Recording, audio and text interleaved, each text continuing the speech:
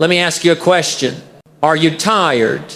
Are you tired of the endless chase, the constant hustle, the feeling that you are working harder and harder, running faster and faster, only to feel like the finish line of financial freedom keeps moving further away?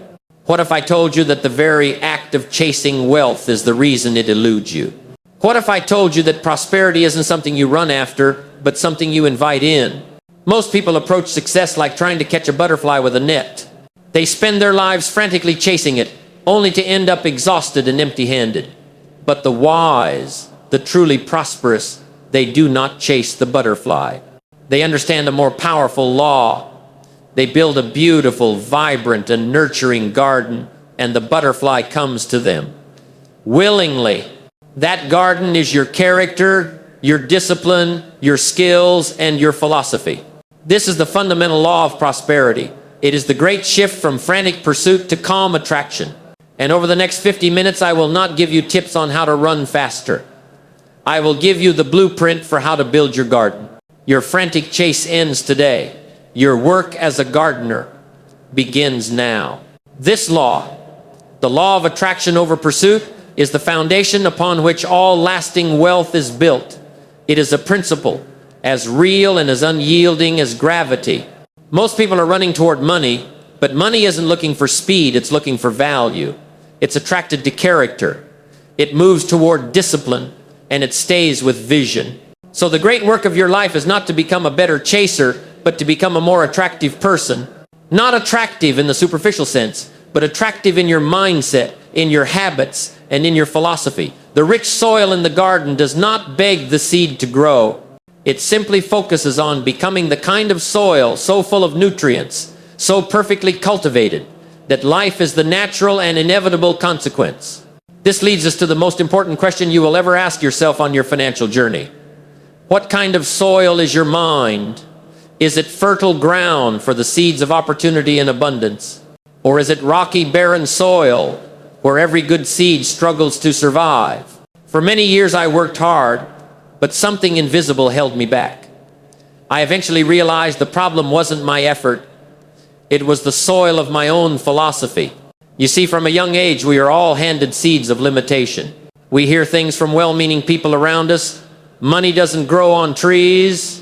Be realistic. Rich people are greedy. Don't expect too much. You'll only be disappointed. These sound like harmless words, don't they? But they are seeds. And if you are not a vigilant gardener, those seeds of scarcity and doubt take root in the soil of your subconscious mind. And they grow into a thick, thorny wall that blocks all the good that is trying to find its way to you. This brings us to a profound truth. You cannot attract what you secretly despise. You cannot welcome prosperity into your life while simultaneously believing deep down that there is something inherently wrong or immoral about it. It is a fundamental contradiction. It is like trying to invite a guest into your home while locking the front door. I used to look at someone driving a nice car or living in a beautiful home, and my first thought was one of suspicion and resentment. What did they have to do to get that? As if having something good meant they must have done something bad. But life does not reward resentment. Life responds to belief. It responds to alignment. My negative judgment about their success was actually a declaration to the universe that I did not want to be like them. And so prosperity stayed away. It respected my choice. The greatest philosophical shift I ever made was changing from a mindset of scarcity to a philosophy of abundance. I stopped seeing the world as a small, limited pie where every slice someone else took meant less for me. That is a fearful and impoverished way to live. I started to believe that the pie is not limited. It is constantly expanding. Wealth is not about taking. It is about creating. It's about adding value. I learned that if you help enough people get what they want, you will never have to worry about what you need. The universe is not a zero-sum game. It is a world of infinite possibility, but only for those who have the eyes to see it. This shift began with a simple, disciplined change in my focus. I began to admire wealth instead of envying it. I studied success stories instead of ridiculing them. I started asking, how can I learn from this? Instead of saying, that's not fair. Envy is a declaration of lack. It whispers, I cannot have what they have. Admiration, on the other hand, is a declaration of possibility. It proclaims, if they can do it, it proves that I can do it too. And a remarkable thing happened. As my philosophy changed, my reality began to shift.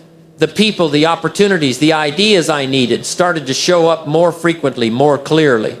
I was finally ready to receive them because I no longer felt guilty about having more than just enough. I had cultivated the right kind of soil.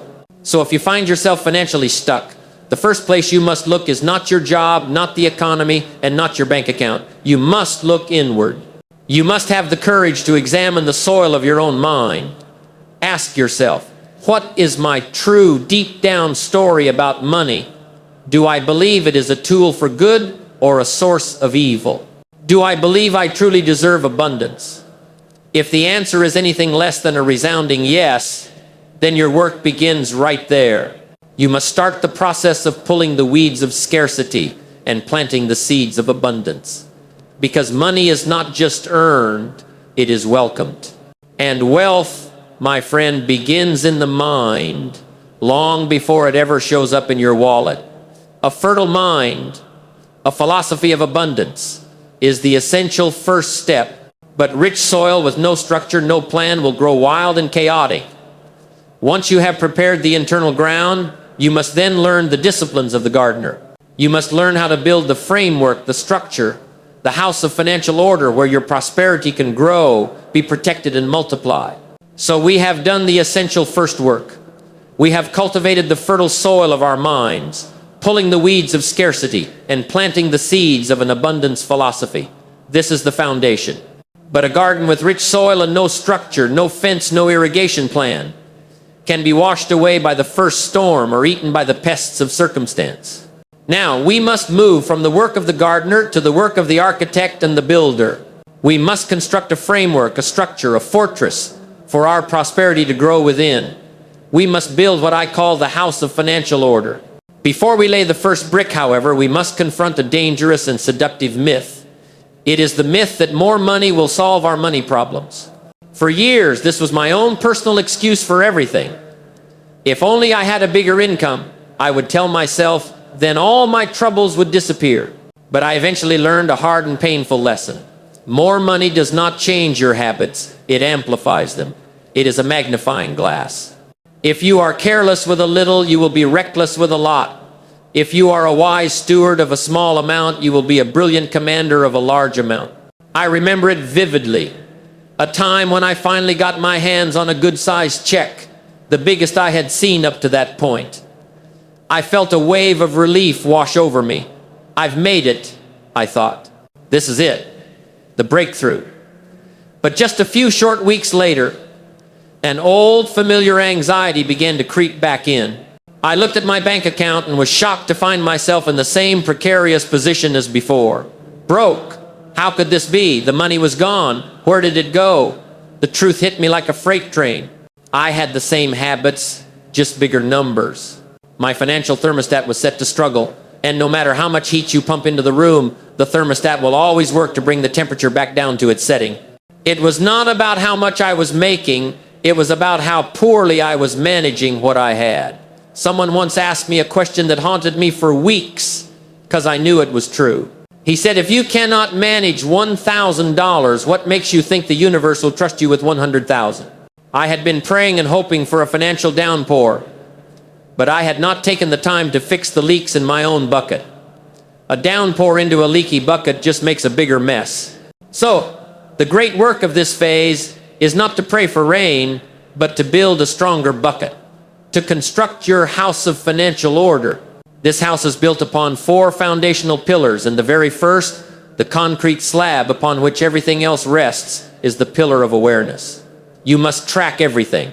Money that is untracked is money that vanishes. Wealth cannot grow in the darkness of neglect. It can only flourish in the light of clarity and attention. You must shine a bright light on every single dollar that flows through your hands. Most people never achieve financial freedom, not because of some grand catastrophe, but because their wealth dies the death of 1,000 small cuts. A $5 coffee here, a $10 subscription there, an impulsive purchase online. They are small, seemingly insignificant leaks. But a small leak, left untended, will sink the greatest of ships over time. I know many people avoid this practice. It feels restrictive. It feels tedious. But what they are really avoiding is the truth. They are financially asleep at the wheel, and they are afraid to wake up and see where the car is actually headed. Let me tell you a surprising truth. This discipline does not create restriction, it creates liberation. When you know exactly where your money is going, you stop fearing it. You stop dreading the bills. You stop avoiding your bank statements. And you stop living on a foundation of vague hope. You move from being a victim of your finances to being the director of them. You take the steering wheel back. I challenge you, for just 7 days, get a small notebook and write down every single penny you spend. Don't judge it, don't change it, just observe it. That single week of awareness will teach you more than a year of worrying. Once you have laid the foundation of awareness, you are ready to erect the walls. This is the second pillar, allocation. You must give every dollar a name before it ever arrives. You must have a written plan, a budget. This is the blueprint for your financial house. A simple yet profoundly effective formula is what I call the philosophy of balance, the 7-0-1-0-1-0-1-0 plan. This means you learn to live on 70% of your after-tax income.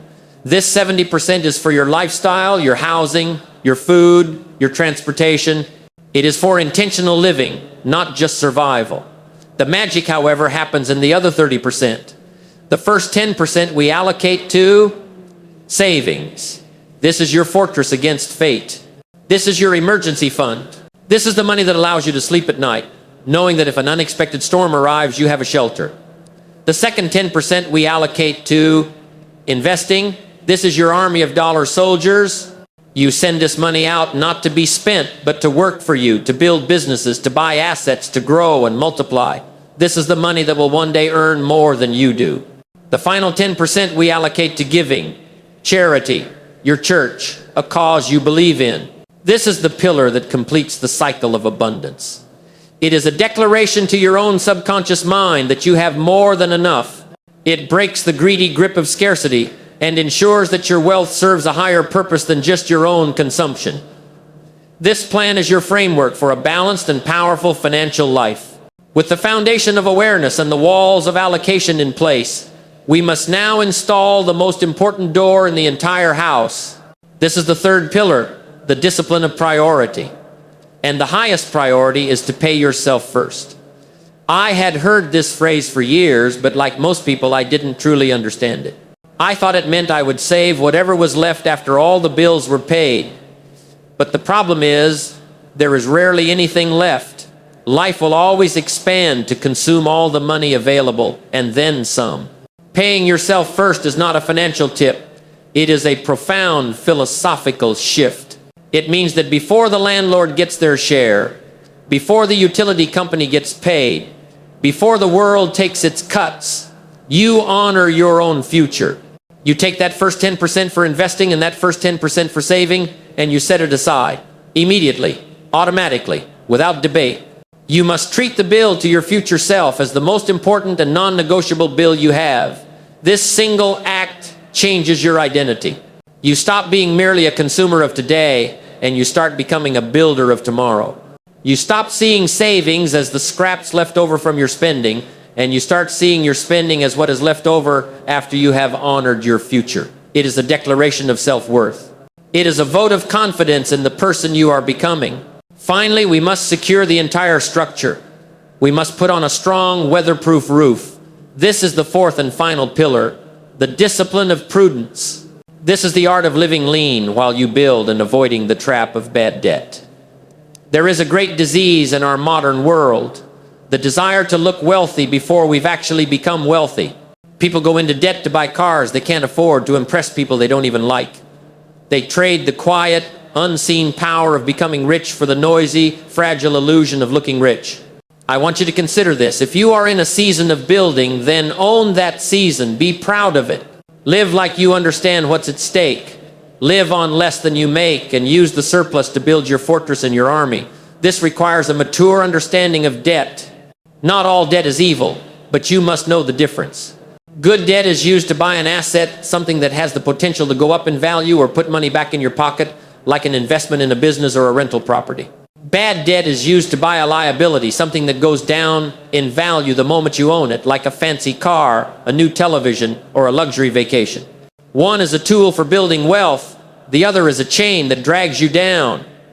When I was younger and started making a bit more money, the temptation to upgrade my lifestyle was immense. But I learned to ask one simple question before taking on any debt. Will this pay me back or will this drain me?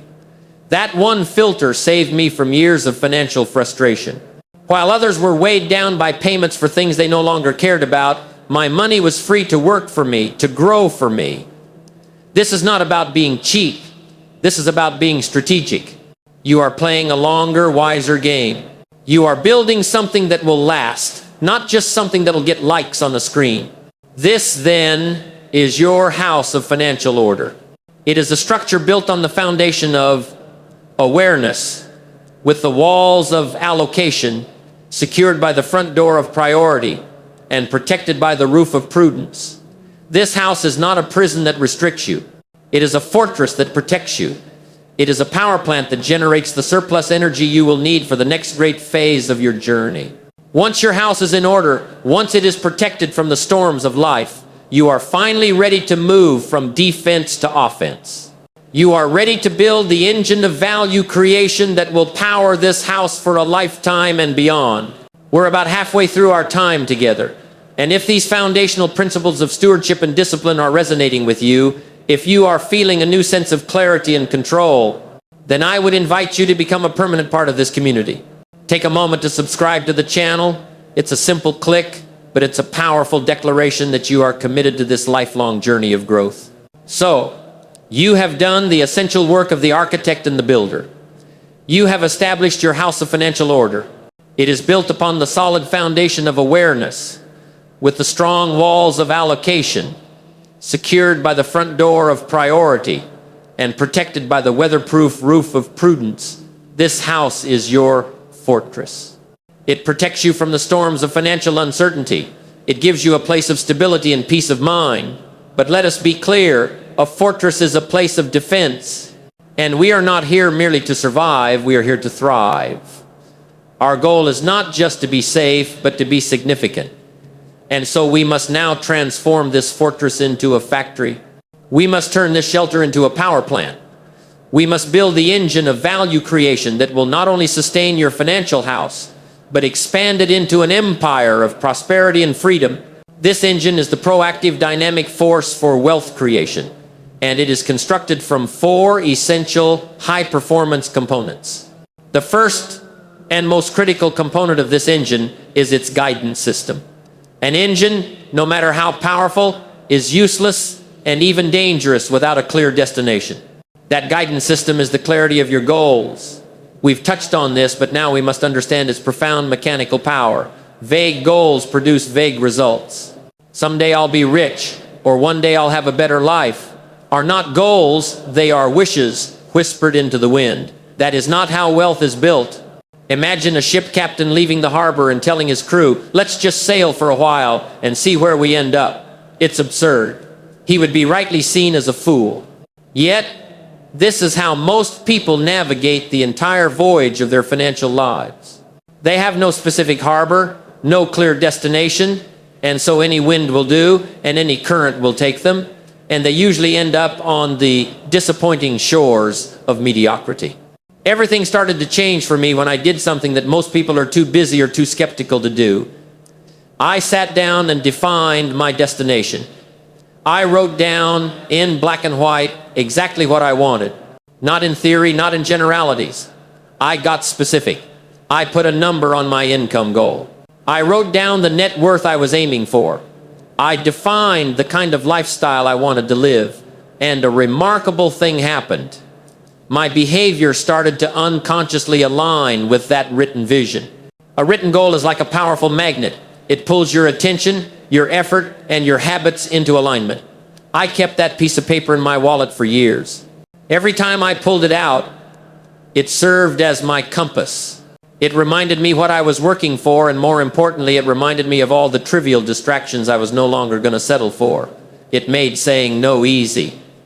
Your brain needs a target. It is a target-seeking mechanism. With a clear financial goal, written and revisited regularly, you begin to act differently. You start asking better questions. Before any major purchase or commitment, you ask, does this move me toward the goal I've written down? If the answer is no, you pass. If the answer is yes, you lean in. This is how momentum is built, not by luck, but by clear, unwavering direction. Once your engine has a guidance system, it needs a power source. This is the second component. It's horsepower. And your financial horsepower is determined by your mastery of a high-value skill. Here is a truth you must ingrain into your philosophy. The marketplace does not pay you for your time. It pays you for the value you bring in that time. You can work for 12 hours a day, but if you are performing a low-value, easily replaceable task, your income will always be limited. The secret to dramatically increasing your earning power is to dramatically increase your value. And the most reliable way to do that is to stop being average at many things and start becoming excellent at one thing that matters. I remember early on I was broke, working a job that barely paid the bills. I thought working harder, more hours, was the answer. But my income barely budged. Then I realized I wasn't being paid for my effort. I was being paid for my results. And my results were limited by my skills. So I asked myself a life-changing question. What one skill, if I mastered it, would make me exponentially more valuable to the marketplace? For me, the answer was communication. The ability to articulate ideas with passion and clarity. I became obsessed. I read books. I practiced in front of a mirror. I studied the great speakers. It was awkward at first. I was not a natural. But I dedicated time to it every single day. And eventually that one skill changed my entire life. It opened doors to opportunities, to businesses, to income streams I never could have imagined. What is your version of that? Maybe it's sales, the ability to persuade and help people make good decisions. Maybe it's leadership, strategic thinking, or a technical skill like coding. Find one skill that solves a significant problem for other people and commit to mastering it. You don't need to quit your job. Dedicate just 1 hour a day to it. In 1 year, you will be in the top 10% of your field. In 5 years, you will be world class. You raise your value, and the world will gladly raise your price. Now, a powerful engine with a great guidance system is good, but the most powerful engines have multiple cylinders. This brings us to the third component, expansion. You must build multiple streams of income. Relying on a single paycheck from a single job is one of the most dangerous financial positions you can be in. It is like trying to row a great boat with only one oar. You can put in a lot of effort, but you mostly just go in circles. More importantly, you have handed your future to someone else, to a boss, to a company, to an economy you cannot control. That is a dangerous bargain. The goal here is not necessarily luxury, it is liberty. One income can sustain you, but two or more can free you. A second income stream creates what I call walk-away money. It is the power to make decisions from a position of strength, not fear. You stop asking, can I afford to leave this job I hate? And you start asking, is this job still aligned with my vision? It changes everything. The biggest excuse people have is, but I don't have time. And I say, check your screen time report. Check your television queue. Check your weekends. The time is there. You have simply allocated it to low-value activities. You must take your idle hours and invest them into creating something that works for you. When I started my speaking career, I didn't abandon my primary work. I built it on the side. I built it in the evenings, on the weekends. I gave lectures in small, cheap hotel rooms, sometimes to only 6 or 7 people. I could have easily said, this isn't worth my time, but I treated it with the seriousness of a second income. Over time, that second stream grew strong enough to match, then exceed my primary income. That is the power of starting small and staying consistent. Find your second oar. Start rowing with both hands. You will no longer be drifting, you will be directing your own course. Finally, every great engine needs a constant, high-quality fuel source. This is the fourth and final component, and it is the most profound. It is the perpetual fuel source of prosperity, the law of over-delivery. The true engine of wealth is not what you take from the world, it is what you give to it. This may sound counterintuitive in a world that teaches us to compete and to take, but it is the hidden code of all lasting prosperity. Wealth does not flow to takers, it flows to givers of value. It does not flow to those who demand more pay, but to those who consistently deliver more value than they are paid for. This is the game. If you want more income, start solving bigger problems. Become the person who shows up early, stays late, and does the extra things others won't. You must make deposits of value long before you can make withdrawals of reward. I remember my first job as a stock clerk. I had no degree, no special skills, but I had one thing I could control: my effort and my attitude. I made it my personal mission to be so valuable they couldn't possibly ignore me.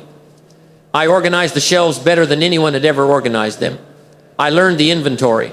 I helped other departments when my work was done, even when it wasn't my responsibility. I was over-delivering value for my small paycheck. And eventually, someone noticed. That small job led to a conversation, which led to a promotion, which led to an opportunity that changed the trajectory of my life. That is how the world works. You sow value, then you reap opportunity. Be generous with your ideas, your effort, your attitude. In every single exchange, whether with a customer, a colleague, or your boss, ask yourself, did I leave them better than I found them? If the answer is yes, you are planting seeds that will multiply in ways you cannot even imagine. This is not just good philosophy. It is the best business strategy in the world. This then is your engine of value creation. It is a powerful machine guided by the clarity of your written goals. It is powered by the horsepower of your high-value skill. It is expanded by the multiple cylinders of your income streams. And it is endlessly fueled by your commitment to always giving more in value than you take in payment. Once this engine is built and running, it is a force of nature. But an engine, no matter how powerful, can destroy itself if it is run without wisdom. It can overheat, it can be driven recklessly.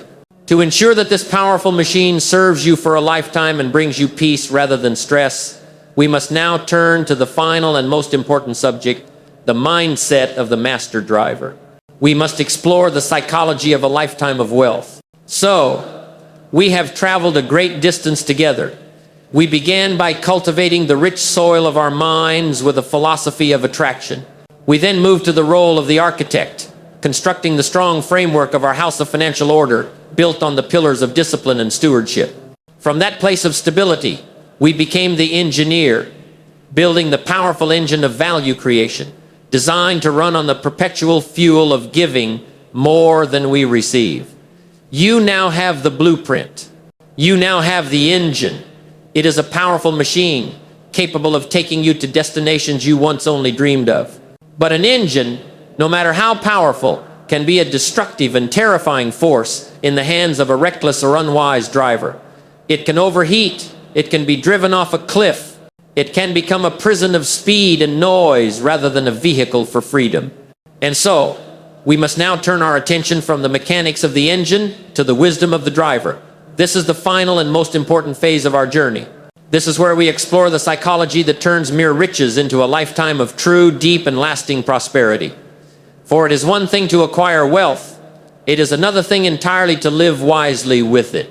This final part of our philosophy is governed by two great virtues, two master disciplines that the wise driver must cultivate.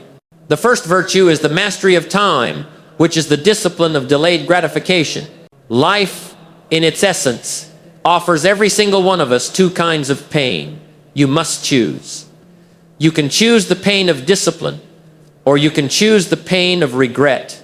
And here is the great truth. The pain of discipline weighs ounces, but the pain of regret weighs tons. The modern world is a constant screaming siren song of now, buy now, have it now, feel good now. It is a culture built on the tyranny of the immediate, the sugar rush of instant gratification, and most people fall into its trap. They spend the money as soon as it hits their hand. They trade their future security for a fleeting moment of present pleasure. They confuse the temporary comfort of consumption with the lasting freedom of ownership. And by the time they realize they have traded their future for a moment, both the moment and the money are long gone. The people who build lasting wealth, however, operate on a different timeline. They understand a principle that the impatient never grasp. They learn to put off the small, quick pleasure in exchange for the solid ground of a greater long-term gain. This is not about punishment or deprivation. It is about strategy. It is the wisdom of the farmer who plants a seed and does not dig it up the next day because he is impatient for the fruit. He understands that there is a process. He waits, he waters, he trusts the law of the harvest, knowing that the eventual reward will be 100 times greater than the single seed he planted. Your money is that seed. Every dollar you choose not to spend today on an impulse is a seed you plant in the garden of your future. I remember a time when I had just started making a bit more money. The temptation was immense. I wanted to buy a brand new car. My old one was fine, but this new one was a statement. It was a symbol. I told myself I deserved it. I could have made the down payment. I could have impressed a few friends and neighbors for a week or two. But I paused and I asked myself a hard question. A question born of a new philosophy. Will this car help me grow my income, or will it just make me feel important for a minute? Is this an investment in my future, or just a payment to my ego? The answer was clear. I delayed the purchase. Instead, I took that same money and invested it in a small business opportunity. It was a quiet, unglamorous choice. No one applauded. No one was impressed. A few years later, that single investment had grown to a point where it could have paid for 2 of those cars in cash. And the interesting thing was, by then, I no longer even wanted the car. I had tasted something far more valuable: freedom. This is the secret. Delaying gratification is not about sacrificing your happiness. It is about choosing a deeper, more lasting form of happiness over a shallow, fleeting one. You hold off on the fancy clothes, the flashy gadgets, the impulse vacations, not because you can't afford them, but because you are becoming someone who understands the profound value of what lasts. The pleasure can wait. Your vision cannot. This leads us to the second and final virtue of the wise driver, the mastery of purpose, which is the discipline of seeing money as a servant, not a master. Here lies the greatest paradox of wealth. The moment money becomes your God, you lose your freedom in the very pursuit of it. The thing you wanted to use to gain control ends up controlling you.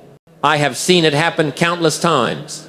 People start chasing money to be free, but they end up enslaved. Enslaved by the need to make more. Enslaved by the fear of losing what they have. Enslaved by the very lifestyle the money has built around them. That is not success. That is slavery in a more expensive suit.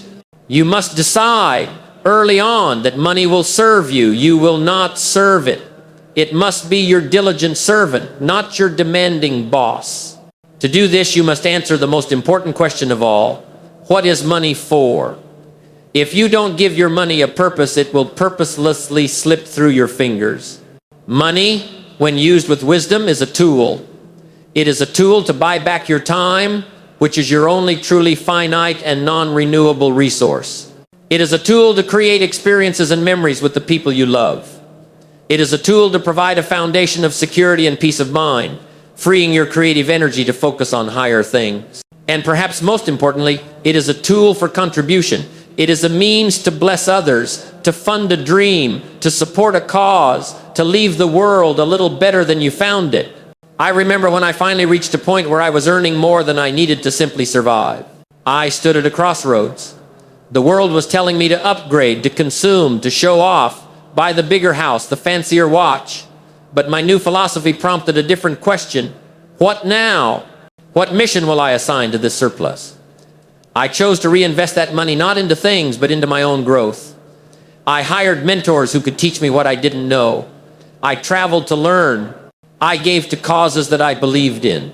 And let me tell you, the fulfillment that came from using money to serve my purpose was 1,000 times greater than the fleeting pleasure of any luxury good. Money is a magnificent servant, but a terrible master. To truly grasp this, it can be helpful to see your financial journey in 4 distinct stages. The first stage is needing money. This is the survival stage, where your primary focus is on meeting your basic needs.